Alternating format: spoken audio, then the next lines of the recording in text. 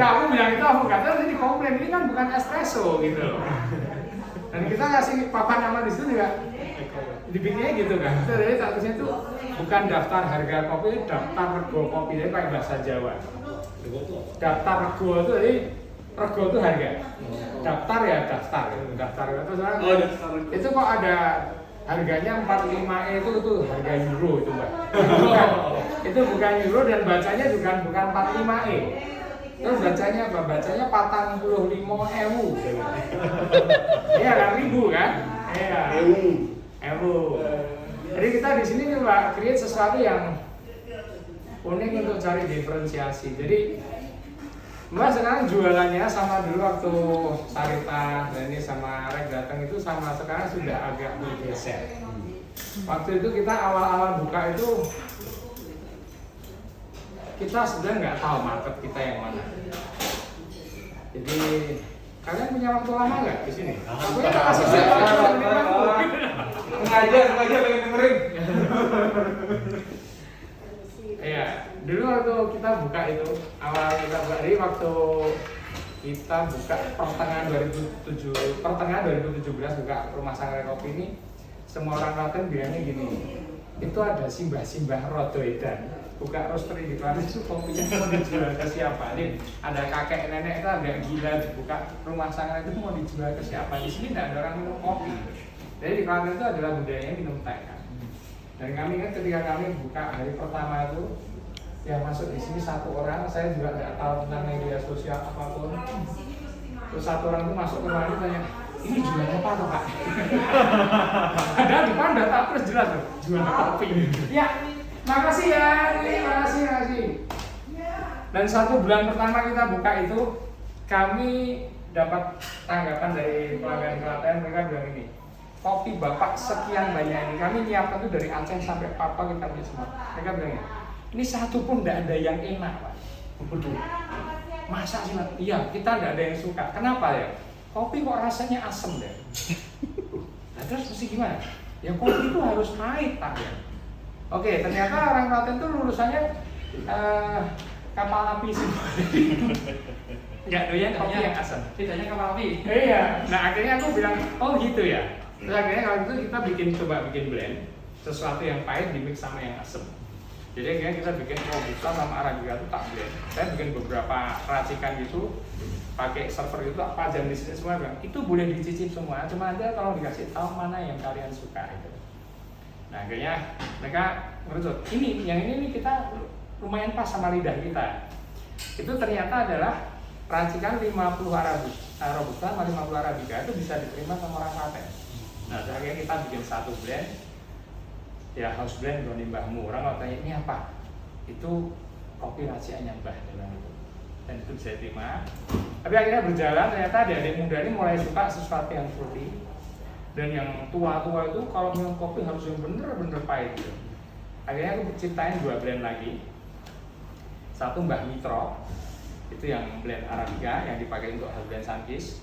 Terus satu lagi Mbah Joyo, itu blend Robusta, jadi itu bagi pecinta pahit. Jadi 3 blend ini mewakili semua, satu pahit, satu asam, satunya balance. Pahit asam.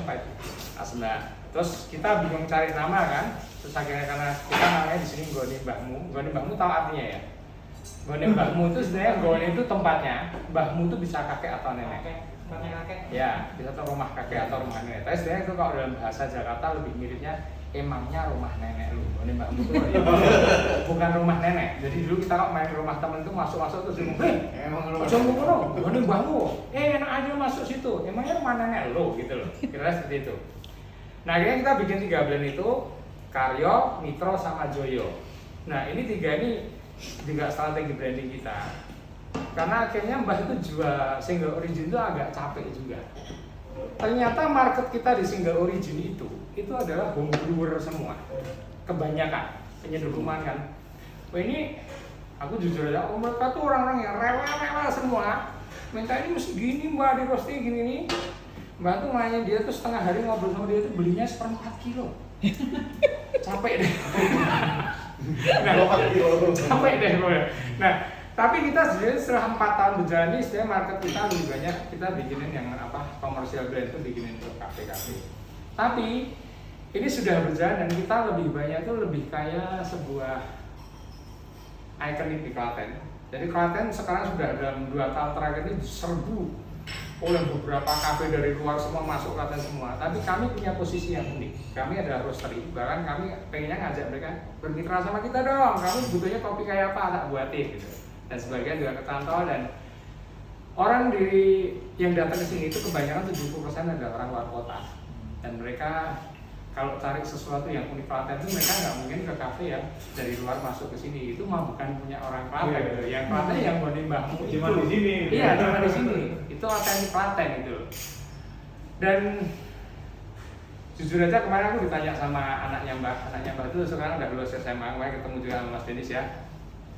Dia tanya gini, kami sebenarnya bisnis utama kami itu bukan di kopi tapi di bisnis minyak goreng, tepung tapioka. Mbak Uti itu dia kerjanya ngurus gula sama terigu. Jadi kita di komoditi gitu kan. Aku kemarin ditanya sama Aaron, Pak, itu nggone mbahmu tuh mau diapain ya? Itu kalau secara brand, menurut aku brandnya Papa itu sudah cukup dikenal ya. Tapi apa mau gitu terus? Saya tanya, mau gitunya tuh gimana? Ya masa Papa sama Mama mau di belakang meja itu terus? Kalau mau digedein, Papa Mama harus keluar, terus Papa Mama bikin tim, terus itu di manage gitu. Dan sebenarnya itu omongan itu benar, Dennis.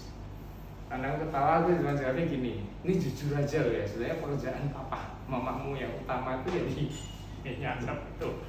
Tapi kami menemukan kebahagiaan di tempat ini. Jadi tiap hari aku di sini dikerumunin susu-susunya dan aku setiap hari punya kenalan baru. Dulu waktu awal kami buka, aku berjanjinya ngomong sama dia, besok kalau kita buka ini, kita setahun pertama kita di sini berdua ya. Emangnya kenapa? Nah kita nggak tahu tuh bisnis ini kayak apa, sama saya nggak tahu, nggak punya basic kopi sama saya. Bahkan aku dulu bukan peminum kopi, yang minum kopi Mbak Uti. Jadi kita duet dulu di sini, nanti kita sudah mulai jalan, kita bikin SOP, terus kita cari orang untuk jalan di sini. Tapi ternyata sudah sekian lama, sebenarnya bukan dia sih, yang nggak mau ngelepasin posisinya di sini tuh sebenarnya aku. Aku bilang ke Erin, aku tuh, Papa kamu tuh kalau di situ tuh happy tuh, aku tuh kayak semacam apa ya, lebih kayak pelepasan kalau udah jenuh ngurus. Aku ngurus di bisnis minyak itu bisnis keluarga, nih. Aku sudah ngurusin itu 35 tahun. Dan kalau udah siang habis makan siang kesini tuh rasanya wah fresh gitu loh, kayaknya ada sesuatu yang baru dan ini bener-bener apa ya, bener-bener sesuatu yang baru lah bagi aku. Jadi di kopi ini aku belajar otodidak dulu, ngurusin itu cuma baca buku, lihat Google, praktek, cuman seperti itu. Tapi ada satu yang aku banggakan itu dulu waktu aku buka ini, dulu awalnya kita tuh pengen Mbak Uti ngajaknya ini settingnya sebuah kafe. 2016 itu ide itu tercipta. Aku waktu dia ngajak buka itu tempat rumah itu kita bikin kafe. Aku bilang ke dia gini, kafe. Ya wong bojomu ki ra tau ngopi, ndak pernah tertarik kopi kok diajak buka kafe ya, aku bilang gitu. Nah kenapa aku bilang? Ya kayaknya rumah kita tuh cocok kalau dibikin kafe. Oh gitu ya. Terus akhirnya aku iseng-iseng ikut training barista kan di Jakarta. Dan ketika ikut training itu aku jatuh cinta. Kayaknya asik ini, asik karena aku tuh mungkin di rumah tuh hobinya masak, itu tuh seneng kan. Terus pulang, aku bilang, aku tertarik kalau bisnis kopi, cuman nggak tahu di Klaten pasarnya yang mana. Akhirnya kita survei di Klaten, ternyata kalau di Klaten ini buka kafe, itu yang datang tuh adik-adik SMA. Karena kalau udah yang kuliah, udah keluar semua dari Klaten. Dan mereka kebanyakan kalau ke kafe itu cuma cari tempat nongkrong yang ada wifi-nya. Dan kami juga lihat pasarnya, ternyata adik-adik SMA ini tidak spend money lebih dari 10.000 untuk beli sebuah minuman kopi. Dan dari situ aku bilang ke Mbak Uti, aku tidak mau, aku tidak berminat. Kenapa? Ya aku cuma buka itu, aku nggak mau. Nah terus dari situ ngobrol lagi, aku bilang bang, kalau kita jadi roastery aja gimana? Tiba-tiba dalam benak aku ada konsep itu. Kok bisa kepikiran roastery mbak? Ya, atas saya bahas roastery itu apa? Ya? Roastery itu kita kan kayak kopi.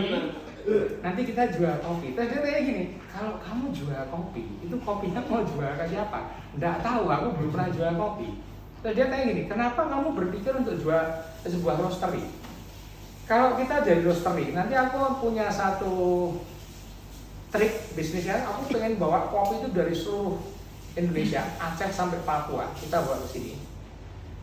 Nanti kita yang ingin tak ceritakan pertama sebenarnya kopi Klaten, karena Klaten punya kopi.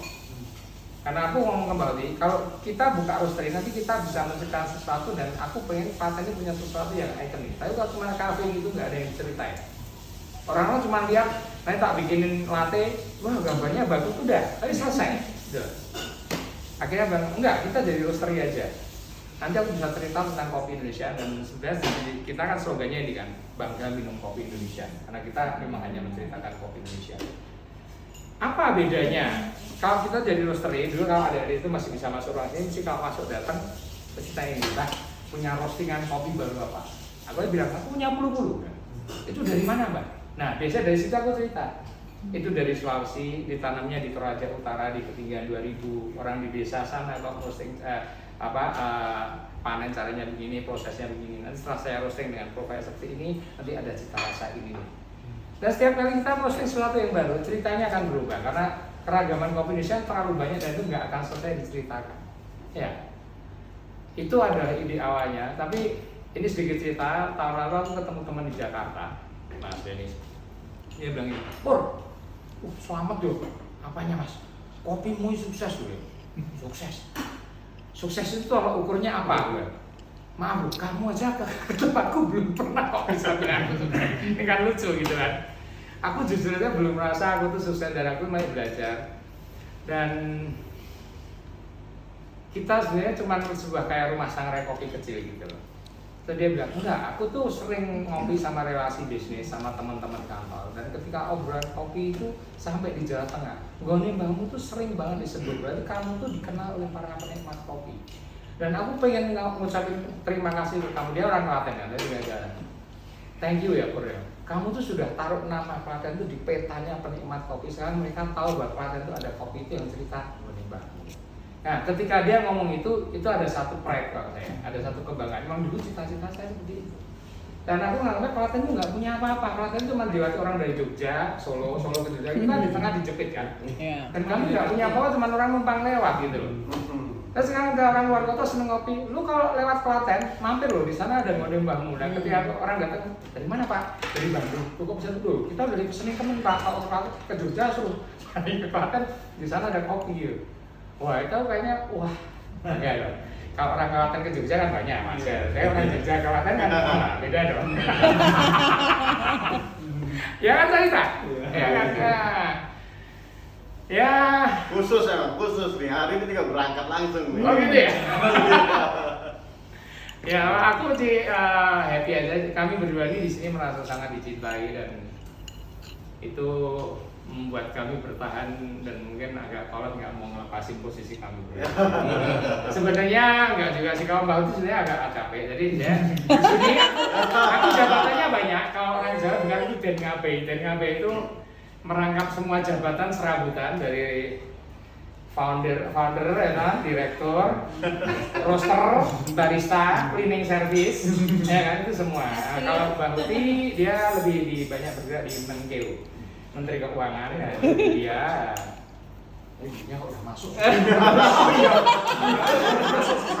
Jadi ada alat baru tuh itu nggak penting nggak usah. Ini ada cerita juga dulu waktu kami mau buka usaha ini. Dia tanya, kamu kalau mau bikin roastery itu butuh dana berapa? Kita hitungin. Ini kalau masih mesin roasting, ini direnovasi gini berapa? Terus aku bikin memo itu mungkin bisa habis sekian. Dan bahasanya pertanyaan, loh kok banyak? Ya lumayan kan. Saya pertanyaan klasik dia kayak gini, itu kalau keluar basic itu bisa BEP dalam berapa tahun gitu kan? Saya ketawa. Nanya BEP.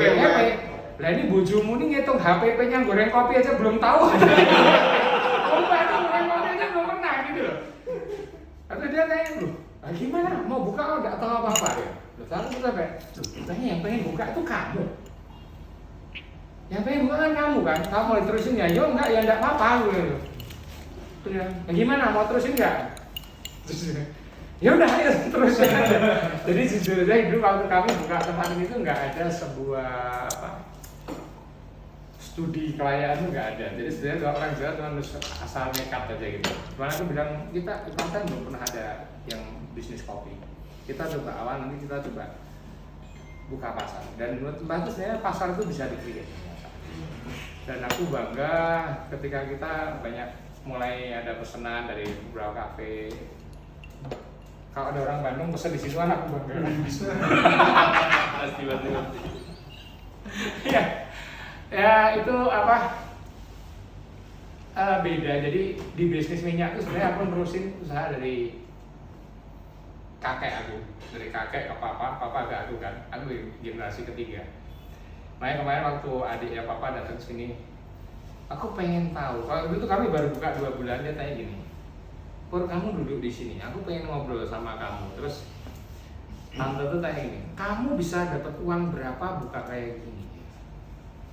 Dia lihat di matanya dia tiba-tiba Mbak Uti itu cuci gelas di situ. Aku ngelapin mejanya tamu. Terus aku bilang, kenapa? Enggak, tolong jawab, kamu bisa dapat uang berapa? Saya bilang, kita tuh baru buka baru 2 bulan.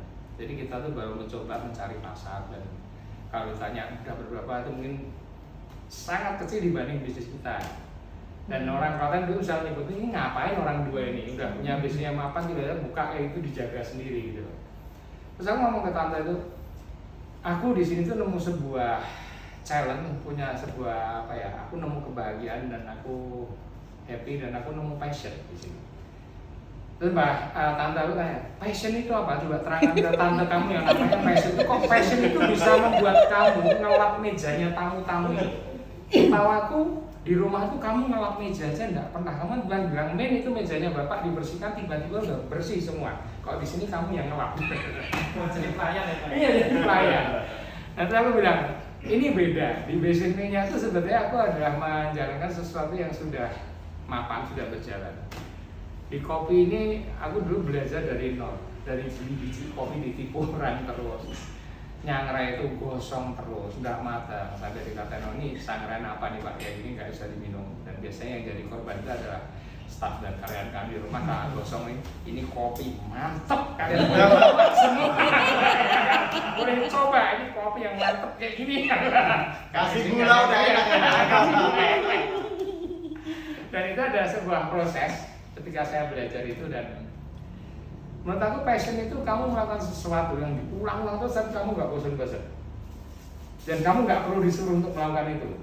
Coba nyoba nih kopi dimasuk ini, tadi tak coba dengan suhu sekian, kenaikan per menitnya sekian kok jadinya gini. Mau besok tak rubah lagi, kok jadi beda lagi. Jadi ada satu kayak itu dia, dan itu jadi sebuah kesenangan baru. Makanya kemarin ditanya sama Watan, kalau dari ceritanya Mbak itu kok Simbah belajar roasting terus nggak seneng itu gimana? Nah mungkin ceritanya agak beda.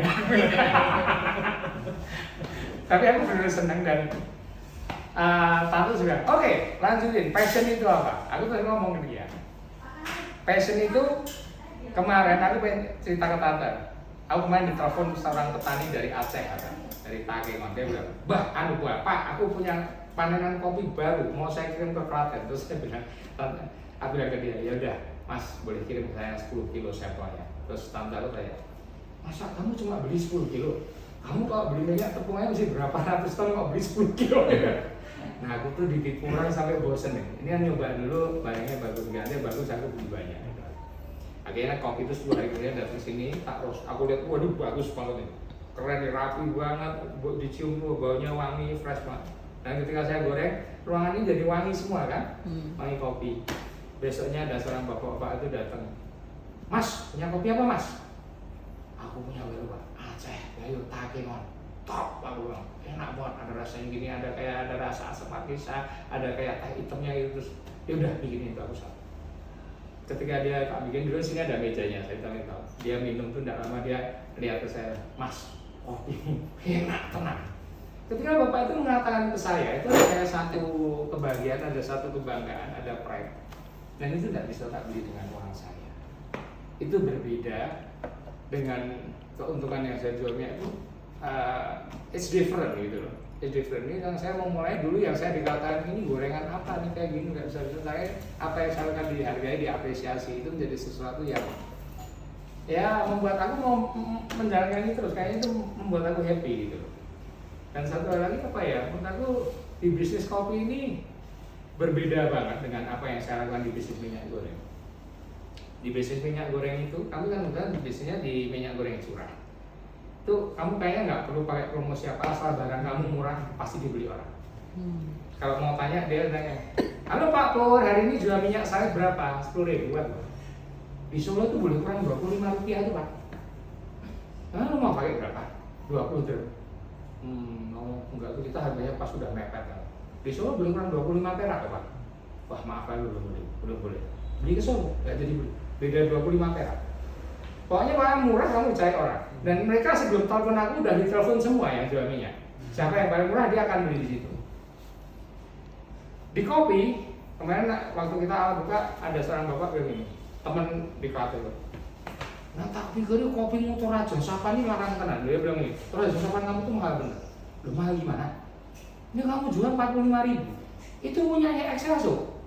Itu cuma 30.000. Kemasannya ukurannya sama. Itu udah top aja cuma segitu, kamu yang baru-baru udah jual segitu gitu. Loh beda. Bedanya gimana? Loh, kamu kalau beli di sini pasti selalu baru. Itu mesti selalu yang baru. Dan kopi kami, kopi pilihan semua kami hanya pakai grade 1 sama specialty. Tak aja ke sana, nih kopi kami. Dan kamu kalau beli sini jaminannya pasti fresh. Gitu. Akhirnya cuma beli 1 pack kan. Terus dia balik lagi, sebuah minggu lagi. Aku beli 1 pack lagi. Loh, katanya punya aku lebih mahal. Enak kamu. Enak kan punya kamu. Wah, tapi dia waktu bangga banget. Ini dalam 1 pack 200 gram, beda 10.000 itu ternyata akhirnya nggak jadi satu masalah bagi dia. Dan kami memang waktu kami buka, aku sudah menargetkan target pasar aku mau di mana. Kita mau jual kopi di penikmat kopi, dan aku mau jual lebih ke jujur aja ke middle, enggak yang middle. Ini susah bahasanya. Jadi di SMA itu dulu kalau masuk sini, mereka bilang ini, Simbah itu kalau jual kopi, itu mahal bener. Kopi pahit segelas itu 20.000 loh. Itu dibeliin setik sama es aja cuma 17.000. Tapi itu bukan target pasar kita, bisa ngomong gitu. Ada orang Jakarta yang ngomong, ini punya bapak ini sebenarnya kalau 20.000 ini terlalu murah Pak ini. Ya itu di Jakarta Pak, kalau di sini itu sudah cukup mahal. Dulu waktu kami buka jual es kopi susu 25.000 itu dianggap sebuah kegilaan. Dan sekarang udah jualnya segitu semua, bahkan ada yang lebih dari itu kan. Tapi kita emang jujur sudah 4 tahun kali belum pernah merubah harga kami. Dan jujur aja saya Simbah itu lebih fokusnya di jualan biji kopinya ketimbang minumannya. Tapi ya apa ya, sebetulnya kalau saya ngamati dari medsos saya, itu saya orang yang kesini itu lebih banyak diceritakan itu adalah hospitality kita. Orang kalau datang ke sini tuh saya, kalau Simbah pasang gagal itu pengen diajak ngobrol tentang kopinya, apanya. Jadi sebenarnya kadang kami itu sebenarnya kalau kesini tuh pengen ngobrol sama Mbah kok tentang cerita kopinya Mbah itu. Ya kalau Mbahnya pas lagi senang ya nggak apa-apa gitu loh. Tapi kadang kan nggak selalu ya. Iya. Dan aku emang jujur ya emang seneng di bisnis kami di minyak itu saya sama Mbah Ruti itu memang lebih banyak duduk di belakang meja. Angkat telepon, halo hari ini jual berapa? Oke gua beli. Lu butuh apa? Oke gua jual. Cuma seperti itu. Dan kami nggak banyak bertemu orang kan. Ketika kami buka ini juga Mbah tuh banyak bertemu orang dan banyak dari segala usia, segala profesi, dan aku bisa cerita tentang kopi dan itu makes me happy. Jadi kalau Mbah bilang tuh anak-anak motor itu ada istilah brotherhood yang sama-sama naik motor nih saudara gue. Di kopi juga gitu. Ini ada coffee hood. Jadi kalau hari ini aku punya teman dulu ya kan, baru punya teman Vincent ya kan. Ya kayaknya ada teman ini nggak pernah habis gitu. Dan itu membuat aku happy. Kemarin aku barusan Aaron udah lulus SMA, dia tanya ke aku, Pak, besok aku udah gede, aku harus ngurusin bisnis keluarga ini nggak? Kayaknya dia nggak terlalu tertarik di bisnis minyak itu. Dan aku jujur udah siap dengan pertanyaan itu, aku udah mudah. Itu hidup kamu mau kerja apapun boleh. Tadi dia tersenyum, dia terus tanya lagi, Pak, besok aku udah gede, aku harus tinggal di Klaten atau enggak? Itu kamu boleh pilih, kamu pengen tinggal di manapun, it's your choice gitu. Terus dia terus mulai baru yang thank you ya Pak. Terus tak Pak Anda ya sempro, kok main tinggal Bapak Mbok. Kami menikah itu sudah 13 tahun, aku baru punya anak. Jadi saya nggak tahu ya dia tanya, aku bilang sempro, Sia kamu tuh mau tinggal Bapak sama ibu kamu ya gitu loh. Loh tapi katanya boleh, serius aku memang boleh. Dan aku dulu ngomong ke Mbak Uti besok kayaknya kalau dia udah nggak mau nurusin bisnis itu kayaknya aku mau tuanya di Gone Mbah aja. Jadi kami dibantu adiknya Mbak Uti juga kan, dia ada bisnis kita. Mungkin nanti besok dia kok mau terusin dari terus nanti kita share bisnis. Mau tuanya di sini aja. Aku jujur aja menolak tua. Kalau misalnya cepet tua. Kan menurut kalian gini ya. Udah tua selesai. Iya. Udah itu masalah jiwa aja, Mbak. Sebenarnya muda tua itu tergantung semangatnya, Rek. Iya. Kamu bilang masih muda, kalau semuanya udah mau ya percuma. Iya. Iya. Benar. Iya. Dan apa ya? Mbak ini live nggak apa ya? Oh enggak Pak, ini lah. Live. Enggak, saya enggak. Aku sisiran. Apa yang mau disisir? Enggak ada hubungannya. Masalah beda itu mah kartunya kita itu semua. Sekarang kita agak berubah. Dulu kalau aku ada orang datang sini, aku selalu cerita single origin kita yang kita punya banyak sekali kan.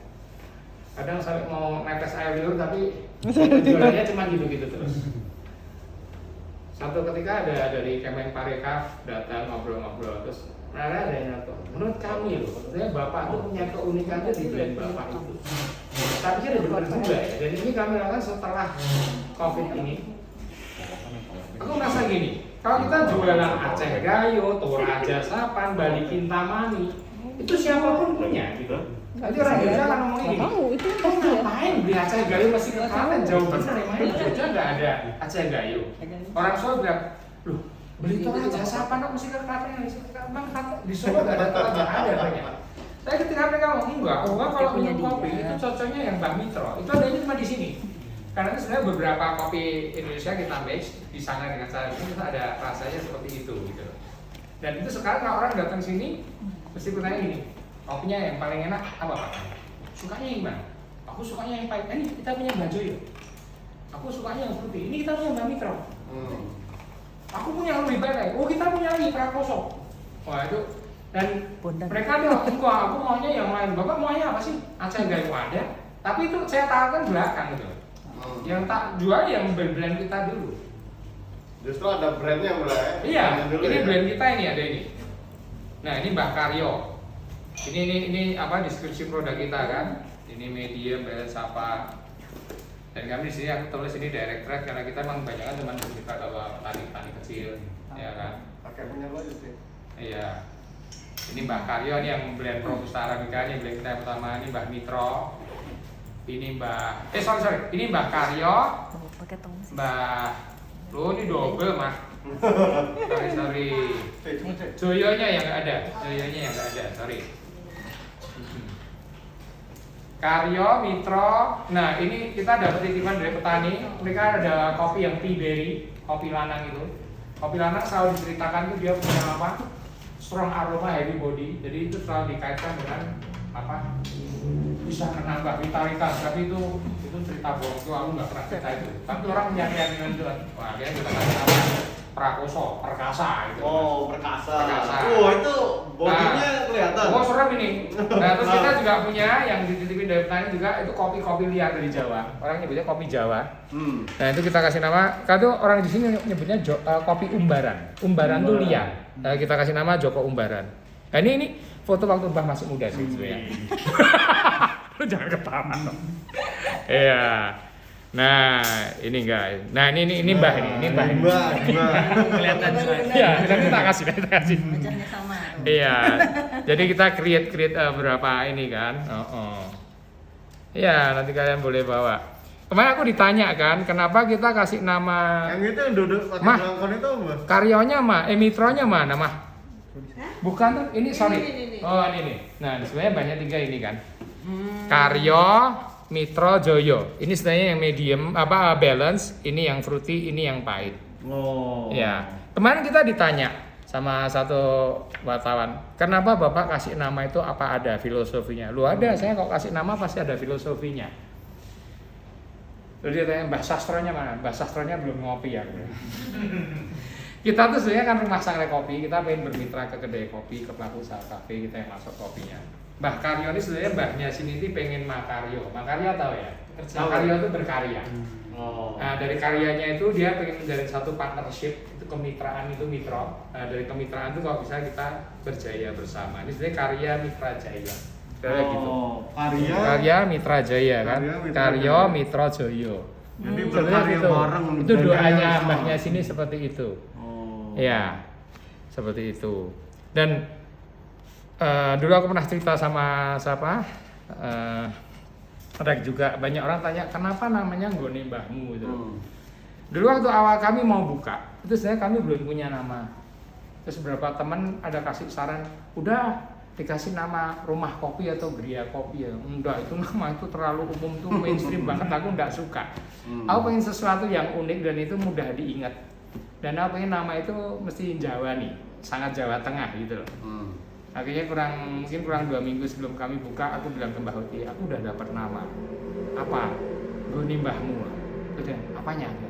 Ya itu namanya. Loh, kok bisa? Kok enggak bisa kenapa? Kok kamu pilih itu? Menurut aku nama Nggone Mbahmu itu, kalau bagi orang Jawa, apalagi yang sepantan itu ucapan yang sering banget disebut. Nggone Mbahmu itu. Dan orang itu mudah diingat, dan ketika aku cek di pendaftaran merek dagang, ternyata merek itu belum dipakai untuk sebuah produk apapun. Akhirnya kami daftarin jadi produk kopi roasting dan kedai kopi. Dan orang selalu tanya kenapa Bapak kasih logonya Ho itu sebenarnya aksara Jawa. Kalau Hono Coroko itu ada huruf pertama, Ho itu artinya awal. Karena kami di sini mengawali rumah sangrai kopi di Klaten, sebelumnya belum pernah ada. Orang banyak mengira itu kok logonya kayak Master Chef gitu loh. Itu sebenarnya kami create-nya dari inisial kita N sama M. Nggone Mbahmu, ketika saya gabung ini bagus, ini bacanya Ho dan itu adalah artinya awal. Akhirnya ya itu logo itu kami pakai, dan aku balik lagi bangga banget ketika kemarin ada teman tuh dia pas lagi ke Europe, dia berhenti di mana di Dubai itu, dia ada orang turun pesawat pakai kaosnya kayak rek itu di foto, Mbahnya dia pakai kaosnya Mbah. Loh, setidaknya logo itu dikenal. Menurut aku logo itu kan penting banget kan. Iya kan, itu adalah satu citranya kita kan. Ya, dan ini sebenarnya yang di sini kalian ini adalah aku sendiri yang create. Enggak. Dulu waktu kita mau buka, kita mau tarik konsultan buat kafe, buat bangunan, akhirnya lihat kafe malah bingung sendiri, dan nggak usah kita bikin sendiri aja. Ini yang bikin Mbak sendiri. Jadi namanya kan lampu-lampu dulu yang naik ke sana, yang ngeborin juga aku sendiri. Jadi create sendiri semua. Jadi ya seperti itulah Nggone Mbahmu. Ya. Dulu waktu kami diundang ke istana, aku ketemu sama Sarita. Aku juga surprise banget kok bisa diundang ke sana gitu. Jadi waktu itu kita baru buka 3 bulan. Dan waktu kami dapat undangan, tak pikir ini orang main-main, ini cuma mau nipu. Dan kita awal-awal nggak percaya Pak ya. Dan ketika duduk sama Sarita sebelah itu, aku juga inget banget ceritanya. Terus Sarita tanya, Om, itu yang situ tuh siapa? Itu Tony Wahid Pak. Terus Om Kak itu siapa? itu kan si Adita CK. Om itu siapa? Kamu tuh di kopi bukan? Aku juga baru Om. Oh ya, aku juga baru 3 bulan aku bilang. Terus ya tuker kartu nama tuh. Buset, kamu yang punya ini ya? Normal ya? Aku kaget juga. Aku ngobrol, wah kamu hebat loh. Aku lihat ceritanya Abnul itu salut. Terus dia cerita aja. Kita sudah punya ide, tapi kami punya tim. Kami bertujuh, yaitu CRP kalian. Ya. Wah, aku dimasukin ke tim kamu. Kali ini mereka perusahaan startup Mbak. Oh, startup ya? Melakukan kopi. Ini anak-anak muda Mbak, umur 22 tahun, 26 ya bapaknya aja yang ini. Bapaknya kan? Nggak 20 kan ini. Oh, gitu ya. Ini bapaknya. Nah, ini bapaknya nih. Iya. Ya, terus Mas sedikit cerita tentang Nggone Mbahmu ya, senang banget. Mungkin kalau Mbah itu nggak buka kopi, nggak pernah ketemu yang namanya Sarita, nggak ketemu Rek, nggak ketemu Denis, nggak ketemu Vincent, nggak ketemu kalian kan. Ya aku tahunya cuma di dalam ruangan itu dia tuh menjual minyak. Jadi aku kayak di sini tuh kayak keluar dari duniaku, dan aku menemukan kesenangan baru tuh. Ya itu dua simbah yang menolak tua itu. Kami sebenarnya kalau bilang kami ini 2 orang Parubaya yang kurang kerjaan, mungkin bersepakat untuk buka di sini supaya bisa berduaan bersama. Nah, kira-kira gitu. Ayo ada orang bilang, Jadi pengen buka kopi shop lagi.